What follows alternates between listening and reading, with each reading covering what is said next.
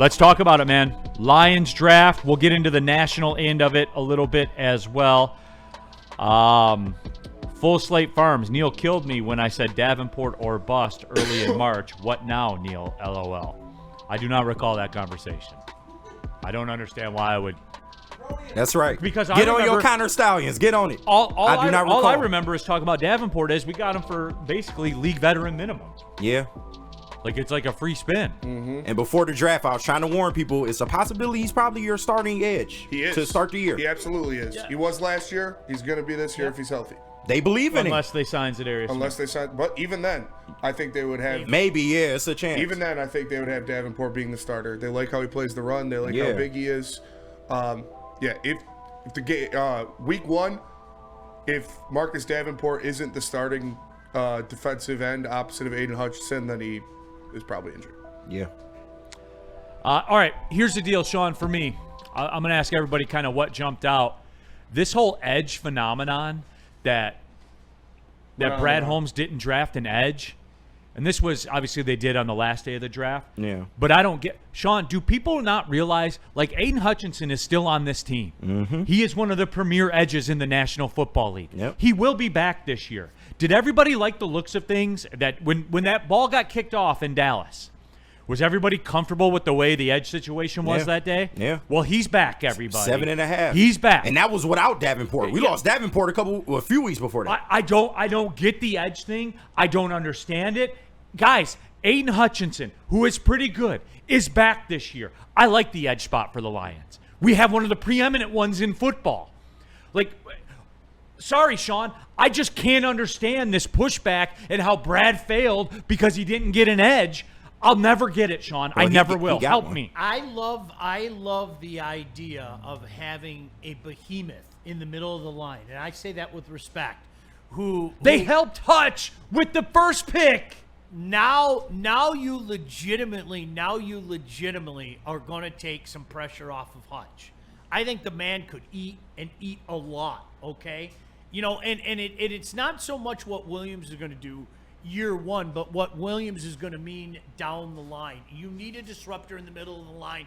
You need a guy that can blow things up, that again is going to draw the attention of somebody who, instead of chipping Hutch, just getting that little chip in, like that little gnat that just keeps swatting at you. No. He doesn't have to worry about that. It works in concert, Neil. It just does. It's like what these guys are doing in the middle opens up some things on the outside and vice versa. So, to me, I wish I had an answer for you, Neil. I don't get it. It is a unit, and the unit just got better. Not the position, okay? The unit. The Lions' defensive line just got better. The Lions' front seven. The Lions' pass rush. The run defense just got infinitely better with and was already hella good to begin with. Right. So I get it. It comes back to people like the shiny things. They do. And this isn't necessarily shiny to a lot of people. And I don't get it. Because again, if we're all going to sit back, I hope there's nobody out there that disagrees with this. If we're all going to sit back, and not that long ago, Neil, people were. It's all about the trenches. It is all about the trenches. It's about both sides of the ball. The Lions just improved both sides of the trenches enormously.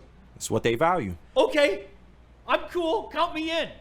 And it's not that they don't value edge. It's just on Brad Holmes' priority list, he feels like the edge room is good enough to just get a guy late, and you can improve that way. Which it is, because they have one of the best of them in football. Exactly. I want to keep bringing that up because apparently people have forgotten. No, it's real. But they value the trenches. They value stopping the run. That's what they did. It's mind-boggling to me. No, I'm not being funny. You know what? Maybe it's just the instant reaction. Maybe as the weeks go on, people come around because sometimes you react in emotion. We're all guilty of it. But there's nothing sexy about this draft until you watch it play itself out during the season. And then all of a sudden you're going to find yourself getting Chubb. I will. You bring up the Dallas game. Do you remember how good that line as constructed was before the injuries started taking their toll? Do you remember how good that was? I'm sorry, that's boner-inducing for me. It is. That's how my pants fall off most Oh, Sundays. shit. And I saw a lot of it, like, Hutch can't do it by himself. Hutch can't do it. Well, if this is by himself, he quite literally was doing it by himself. Literally. He had 7.5 sacks in 4 games. Yeah. Like, No, he didn't. yeah. No, he didn't. No, Yeah, he didn't. Yeah, sorry, forgot. No, it was. No, he didn't. It's the worst edge setup in the league. Yeah, no, he got no help. Can't No do help it. whatsoever. Can't do it. Everybody got a bookend but us. Yep, everybody does. Jason Kenyon. Tesla is in a reach. He's a future number 3. Look at who we have in contracts. The draft is nothing but dogs. Thank you. Holmes and Dan we're looking for. So again, I don't get that. The whole people crying about an edge, and I love the Tyreek Williams pick. I think it's a great pick. This is a man who has shown repeatedly that he doesn't give a shit Right. about what order of needs are. He gives a shit about fits. Mm-hmm. And he's proven it every draft, Spenny. And I don't know how many times that he has to say it, or how many times that Brad Holmes has to come out and look at a camera and say it, that he doesn't use the draft to fill needs. Yeah. He uses the draft to acquire talent. Bam! Like, that's what he did. He got talent.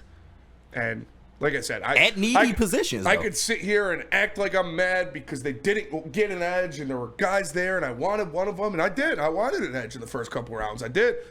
I really like all the picks he made. They're all really good football players. I'm not going to Yeah. sit here and get mad at it for why.